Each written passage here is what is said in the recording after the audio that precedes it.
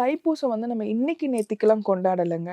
இப்ப Instagram வளர்ச்சியாச்சு. அதனால Murugan trend ஆனாரு. அந்த மாதிரிலாம் கிடையாது. 1000 1000 வருஷமா நம்ம அத பண்ணிட்டுருக்கோம் தைப்பூசம் நாள்ல. இன்னொன்னு அன்னை பார்வதி தேவியும் வேல் குடுத்த நாளுமே வந்து தைப்பூசம் தான். எல்லாரும் கேட்குறாங்க, இப்போ பூசம் நட்சத்திரத்த வந்து ஏன் வந்து ரொம்ப கொண்டாடுறோம்? ஏன் பூசம் நட்சத்திரத்த வந்து நம்ம பெருசா பேசுறோம்னா, தேவர்களுக்கெல்லாம் வந்து ஒரு அதிபதி வந்து குரு. அதனால குருவோட நட்சத்திரம் இப்போ குரு பார்த்து 3 நம்மளுக்கு நட்சத்திரம் வருங்க குருவோட இதுல. அதுல பூசமும் ஒரு நட்சத்திரம். இது மட்டும் காரணம் கிடையாது. என்ன காரணம் அப்போ? சிவனுக்கு வந்து நம்ம பாடம் எடுத்தது சொல்லுவாங்க. ஆமா. நம்ம ஐயன். அதனால ஐயனும் வந்து குருவுக்கெல்லாம் குரு அவரு.